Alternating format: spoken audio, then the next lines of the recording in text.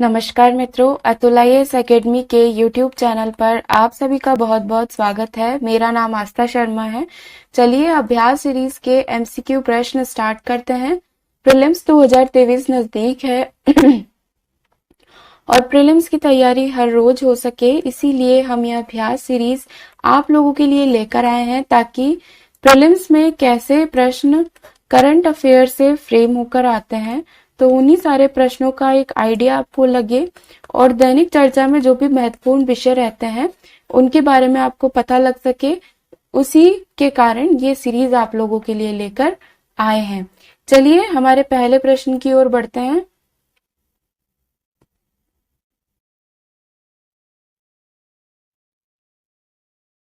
हमारा पहला प्रश्न है, अमृत सरोवर मिशन के संबंध में निम्नलिखित कथनों पर विचार करें। इसे देश के प्रत्येक जिले में 75 जल निकायों के विकास और कायाकल्प के लिए शुरू किया गया था। मिशन महात्मा गांधी नरेगा, 15वें वित्त आयोग अनुदान, पीएमकेएसवीवाई उपयोजनाओं जैसे वाटरशेड विकास घटक और हर खेत को पानी के अलावा राज्यों की अपनी योजनाओं का उपयोग करता है। इसका उद्देश्य आजादी के अमृत महोत्सव के उत्सव के हिस्से के रूप में लगभग 1 एकड़ या उससे अधिक के आकार के 50,000 जल निकायों का निर्माण करना है। यहाँ पे हमसे पूछा है कौन सा कथन सही है, तो हमारे तीनों ही कथन बिल्कुल सही हैं, इसलिए हमारा सही उत्तर हुआ विकल्प डी। चलिए हमारे इस प्रश्न की व्याख्या की ओर बढ़ते हैं।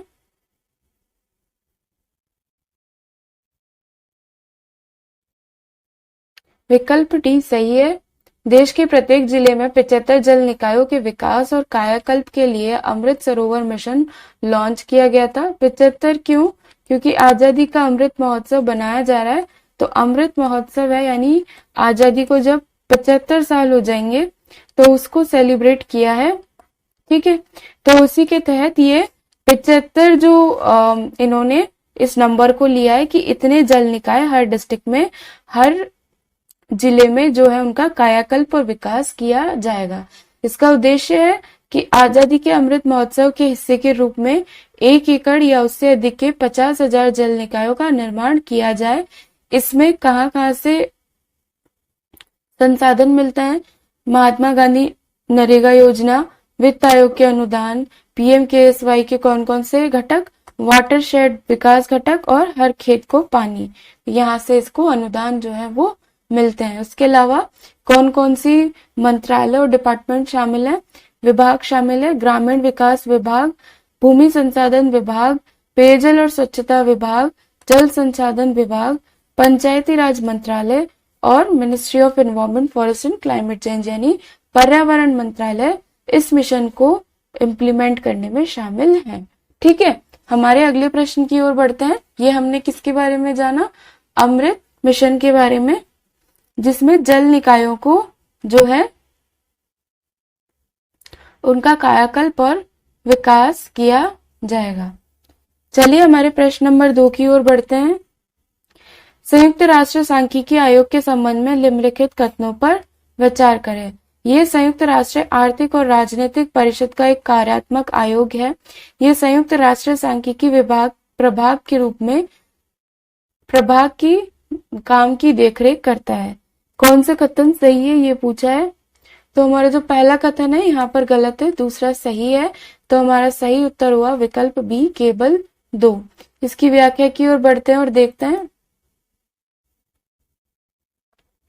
संयुक्त राष्ट्र सांख्यिकी आयोग है, इसकी स्थापना 1947 में हुई थी। इसका मुख्यालय न्यूयॉर्क में है और यहाँ पे संयुक्त राष्ट्र आर्थिक और सामाजिक परिषद का ये कार्यात्मक आयोग है, इसलिए पहला कथन गलत है। क्यों?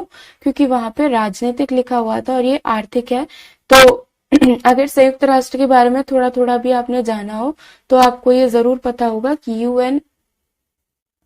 UNESOC जो है वो इसका एक पार्ट है और वो आर्थिक और सामाजिक है, ना कि जो है राजनीतिक और सामाजिक। तो इसलिए इस तरीके से हमारा पहला कथन गलत हो गया। ये संयुक्त राष्ट्र सांख्यिकी प्रभाग के काम की देखरेख करता है। इसमें कौन कौन से सदस्य हैं? इसमें 24 सदस्य राज्य हैं, ठीक है, जो आर्थिक और सामाजिक आधार पर चुने जाते हैं। तो इसमें 5 अफ्रीकी राज्य होते हैं, पूरे अफ्रीका में से कुछ 5 राज्य, एशियाई राज्य 4, पूर्वी यूरोपियन राज्य 4, लैटिन अमेरिकी और कैरेबियन राज्य 4, पश्चिमी यूरोप और अन्य राज्य 7। तो इस तरीके से संयुक्त राष्ट्र सांख्यिकी आयोग के बारे में हमने इस प्रश्न के माध्यम से जाना। चलिए हमारे प्रश्न नंबर 3 की ओर बढ़ते हैं।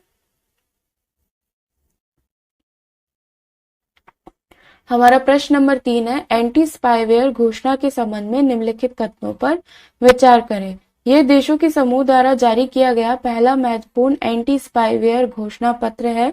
यह इस तकनीक के प्रसार और उपयोग पर कड़े घरेलू और अंतर्राष्ट्रीय नियंत्रणों को महसूस करना चाहता है। यानी ये एक तरीके से जो तकनीक का प्रसार है और उसके उपयोग है उस पे कड़े घरेलू और अंतर्राष्ट्रीय नियंत्रणों को जो है एक तरीके से करना चाहता है, ये इसका उद्देश्य है। और ये पहला ऐसा एंटी स्पाईवेयर घोषणा पत्र है। यहाँ पे पूछा कौन सा कथन सही है, हमारे दोनों ही कथन बिल्कुल सही है, इसलिए हमारा सही उत्तर हुआ विकल्प सी। चलिए इसकी व्याख्या की ओर बढ़ते हैं और देखते हैं। जो ये एंटी स्पाईवेयर घोषणा हुई है, ये अमेरिका और अन्य 10 देशों ने पहली बार कोई महत्वपूर्ण एंटी स्पाईवेयर घोषणा पत्र जारी किया है। भारत इसका हिस्सा नहीं है। ठीक है, इसका क्या उद्देश्य है? घोषणा इस तकनीक के प्रसार और उपयोग पर कड़े घरेलू और अंतर्राष्ट्रीय नियंत्रणों को करना चाहती है। ठीक है, इसकी आवश्यकता क्यों पड़ी? क्योंकि वाणिज्यिक स्पाईवेयर जैसे Israeli software Pegasus, hermit spyware के दुरुपयोग से उत्पन्न जो खतरे हुए, तो उसको रोकने के लिए इस प्रकार का एंटी स्पाईवेयर घोषणा पत्र जारी किया। यानी कोई भी स्पाईवेयर है जैसे हर्मिट या पेगासस या कोई भी रशिया या चाइना का, तो वो किसी भी देश को किसी भी प्रकार से नुकसान ना पहुंचाए, तो उसी को रोकने के लिए ये एंटी स्पाईवेयर घोषणा पत्र जारी किया गया है। इसमें शामिल देश कौन कौन से हैं? अमेरिका के अलावा Australia, Canada, Costa Rica, Denmark, France, New Zealand, Norway, Sweden, Switzerland, United kingdoms और संयुक्त राष्ट्र अमेरिका। तो ये इसके इस घोषणा पत्र में शामिल देश हैं। चलिए हमारे प्रश्न नंबर 4 की ओर बढ़ते हैं। हमारा प्रश्न नंबर 4 है, बसोली पेंटिंग के संबंध में निम्नलिखित कथनों पर विचार करें। आर्ट एंड कल्चर, कला एवं संस्कृति में बसोली पेंटिंग चित्रकला वाला जो पार्ट है वहां पर जरूर आती है, पहाड़ी पेंटिंग्स में, पहाड़ी चित्रकला में। तो अभी वो रिसेंटली खबरों में रही है, चर्चा में रही है, तो उसके संबंध में निम्नलिखित कथनों पर विचार करें। पहला है, यह हिमाचल क्षेत्र का पहला स्वतंत्र जीआई टैग वाला उत्पाद है। इसे पहाड़ी चित्रकला की प्रथम पाठशाला माना गया है। इन्हें कागज, कपड़े और लकड़ी पर प्राकृतिक रंजक और रंगों का उपयोग करके चित्रित किया जाता है। तो यहाँ हमसे कथन सही पूछा है, हमारा पहला कथन गलत है, दूसरा और तीसरा सही है, इसलिए हमारा सही उत्तर हुआ केवल 2 और 3। चलिए इसकी व्याख्या की ओर बढ़ते हैं और देखते हैं।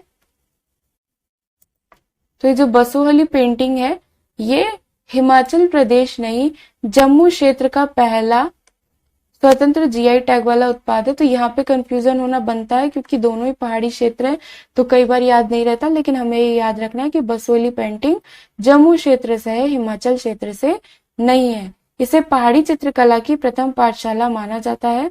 इन्हें कागज, कपड़े या लकड़ी पर प्राकृतिक रंजक और रंगों का उपयोग करके चित्रित किया जाता है। ठीक है, चलिए हमारे प्रश्न नंबर 5 की ओर बढ़ते हैं। प्रश्न नंबर 5 है, निम्नलिखित में से किस राज्य ने अपने यहाँ मुख्यमंत्री वृक्ष संपदा योजना की शुरुआत की है? मध्य प्रदेश, महाराष्ट्र, छत्तीसगढ़, उत्तर प्रदेश। हमारा सही उत्तर यहाँ पे विकल्प डी है, छत्तीसगढ़। ठीक है, छत्तीसगढ़ में मुख्यमंत्री वृक्ष संपदा योजना की हाल ही में शुरुआत की गई है। चलिए इसकी व्याख्या की ओर बढ़ते हैं और देखते हैं।